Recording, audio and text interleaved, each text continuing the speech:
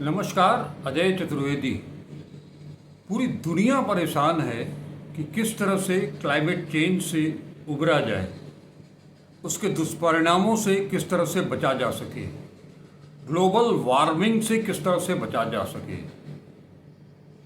अंतर्राष्ट्रीय स्तर पर चारों तरफ से, हर देश की तरफ से बार बार ये कहा जा रहा है कि ज़्यादा से ज़्यादा पौधे लगाए जाएं, पौधे रोपे जाएं, पुराने जो वृक्ष हैं उन्हें बचाया जाए, उन्हें संरक्षित किया जाए। हर हाल में, हर शहर में, हर गांव में, हर कस्बे में, हर मोहल्ले में पौधरोपण ज़्यादा ज़रूरी है और साथ ही साथ जो हमारे पुराने हेरिटेज पेड़ हैं उनकी सुरक्षा की जाए, ताकि ये जो क्लाइमेट चेंज है और ग्लोबल वार्मिंग जैसी विपदा पूरी दुनिया में छाई हुई है, उससे कुछ हद तक निजात पाई जा सके। इस कड़ी में भारत भी जुड़ा हुआ है। हालांकि कहा यह जा रहा है कि सबसे बेहतर काम भारत कर रहा है क्लाइमेट चेंज की दिशा में, ग्लोबल वार्मिंग की दिशा में। इन दोनों से आम जन को ही नहीं बल्कि समस्त जीवों को बचाने के लिए, समस्त प्राणियों को बचाने के लिए, नदी नालों को संरक्षित करने के लिए, उनको बचाने के लिए, पेड़ पौधों को बचाने के लिए प्रयास किया जाए। लेकिन हकीकत क्या है? हकीकत इसके एकदम विपरीत है। अगर हम वाराणसी की बात करें, वाराणसी जो बाबा विश्वनाथ की नगरी है, काशी, जिसे कभी आनंद वन के नाम से पुकारा जाता था, ये वो काशी है जहां पहले कभी पक्के महल के लोग, रईसजादे, जब वो निकलते थे अपनी छुट्टियां मनाने के लिए तो वो बहरी अलंग आते थे। वो जाते थे महमूरगंज जैसे इलाके में जहाँ पर कि मोती झील था। वो मोती झील के नाम से कितने गीत बने हैं, कितने गाने बने हैं। आज उस मोती झील का हाल ये है कि वो कूड़े के अंबार में तब्दील हो चुका है। ये वही मोती झील है जिसके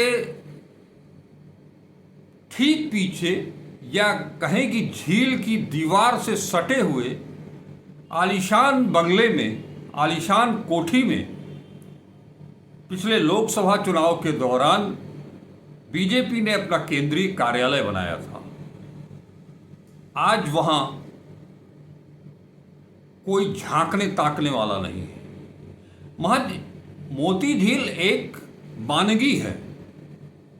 यहाँ के लोग सारनाथ भी जाया करते थे, यहाँ के लोग काशी हिंदू विश्वविद्यालय भी जाया करते थे।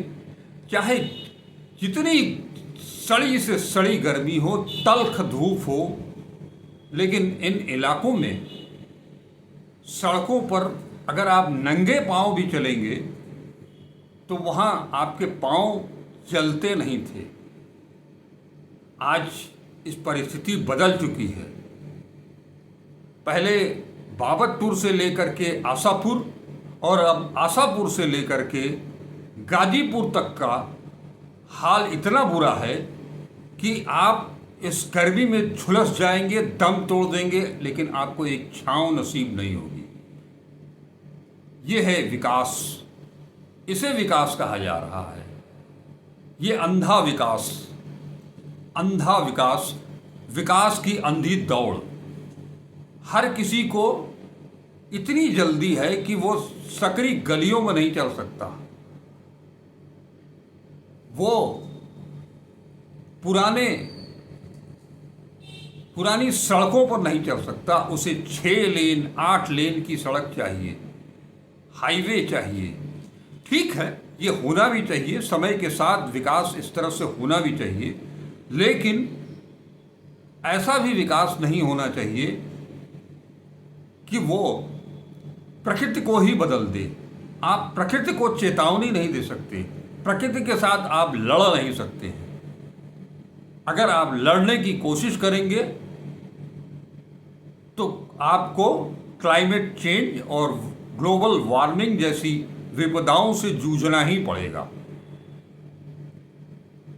अब अगर हम बात करें पंडित मदन मोहन मालवीय, जिन्होंने 1916 में जिस विश्वविद्यालय की कल्पना की, जिस विश्वविद्यालय की स्थापना की, इतने बड़े भूभाग में उन्होंने एक विश्वविद्यालय की स्थापना की, उसके पीछे उनकी सोच 1916 में वो सोच थी कि ये पूरा परिसर हरा भरा हो, फलदार छायादार वृक्ष हो।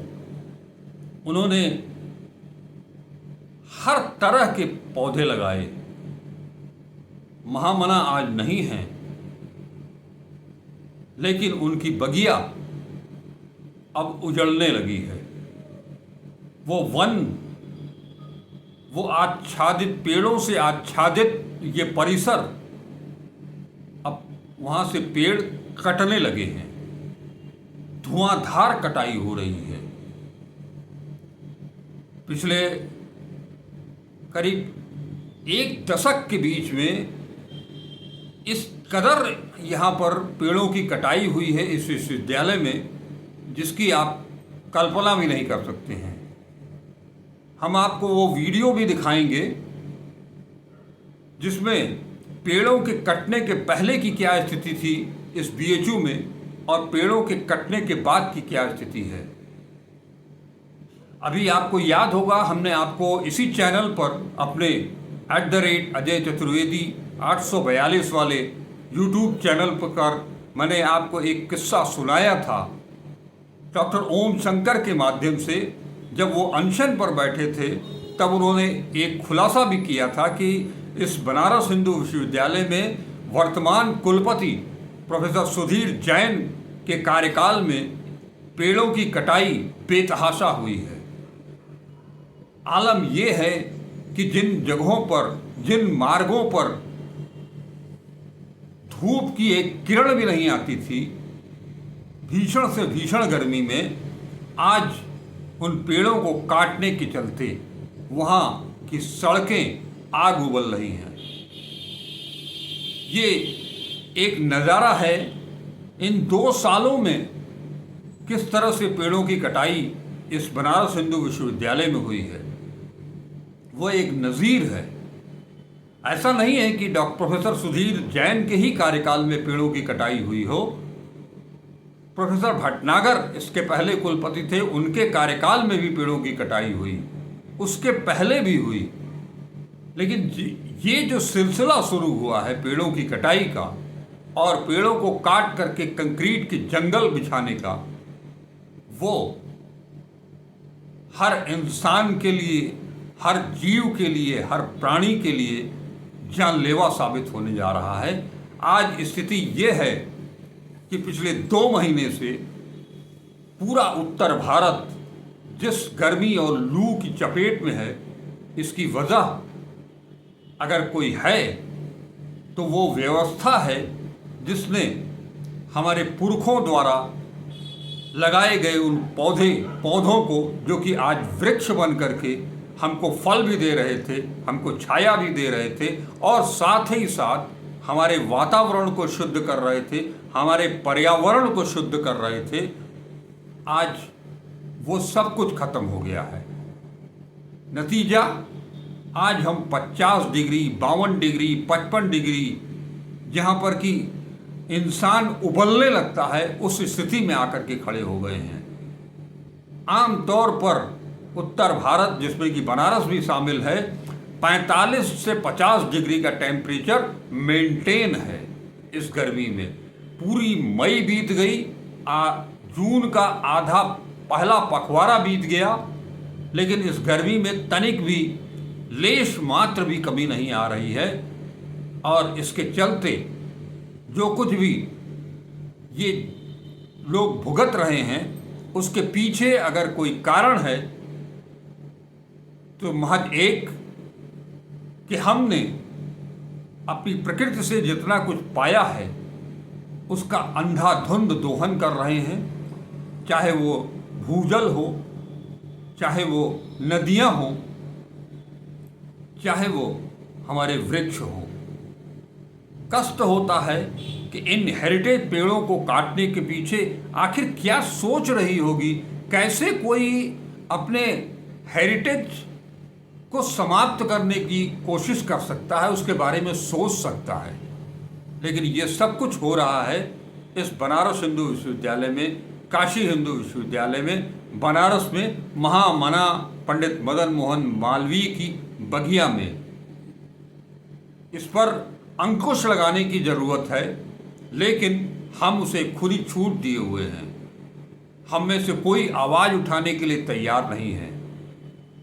जब डॉक्टर ओम शंकर ने ये बात उठाई थी 20 दिन का उपवास रखने के बाद, वो उपवास और कुछ नहीं आम जन के लिए था, गरीबों के हित के लिए था, लेकिन वो भी मांग पूरी नहीं हुई है। लेकिन इस दौरान विश्वविद्यालय के जिन शिक्षकों ने, कर्मचारियों ने उनका साथ दिया, उनका समर्थन किया, उन सबको विश्वविद्यालय प्रशासन नोटिस भेजता है। कारण बताओ नोटिस कि और उसे अनुशासनहीनता मानता है। ये प्रकृति का संरक्षण अनुशासनहीनता कब से हो गया? गरीबों का हित अनुशासनहीनता कब से हो गया? फिर से सोचने की जरूरत है और इस पर आगे आने की जरूरत है। हर नागरिक को जिस तरह से एक चिपको आंदोलन चलाया गया, उस तरह से आज पूरे देशवासियों को चिपको आंदोलन चलाने की जरूरत है, ताकि हमारी वनस्पति बच सके, हमारे पेड़ पौधे बच सके। और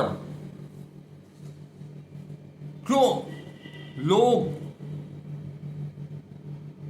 इन वृक्षों को कटवा रहे हैं, काट रहे हैं, काट करके बेच रहे हैं, उनके खिलाफ आवाज बुलंद करने की जरूरत है। जिस तरह से बाबतपुर से लेकर के गाजीपुर तक पेड़ों की कटाई हुई, बहुसंख्य पेड़ों की कटाई हुई,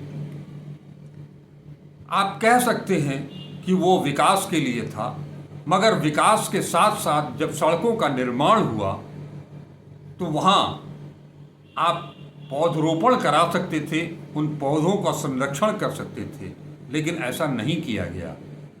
जरूरत इस बात की है कि आप विकास करें, सड़कें चौड़ी चौड़ी बनाएं, हाईवे बनाएं, लेकिन पौधरोपण भी करें और जो पौधरोपण किया जाए उसको बचाया भी जाए। लेकिन उसके साथ ही बनारस हिंदू विश्वविद्यालय में जिस तरह की गतिविधियां चल रही हैं, जिसमें शीशम के पेड़, चंदन के पेड़, सागौन के पेड़ों को काट करके बेचा जा रहा है, उस पर तत्काल प्रभाव से अंकुश लगाने की जरूरत है। इस तरफ शासन को भी ध्यान देने की जरूरत है और सत्ता पक्ष के अलावा विपक्ष को भी इस पर ध्यान देने की जरूरत है, क्योंकि ये पर्यावरण अगर बिगड़ेगा, क्लाइमेट अगर चेंज होगा, ग्लोबल वार्मिंग जैसे जैसे बढ़ेगी, उसमें न केवल काशीवासी, न केवल आम जन, बल्कि वातानुकूलित संयंत्रों में रहने वाले वो सारे राजनेता भी इसका भुगदंड भोगने को विवश होंगे, कोई बचेगा नहीं।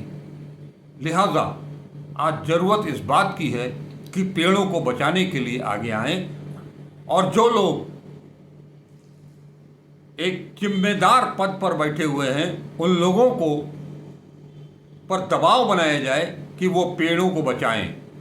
महामना के बगिया के जो पेड़ काटे जा रहे हैं उन पर तत्काल प्रभाव से अंकुश लगे।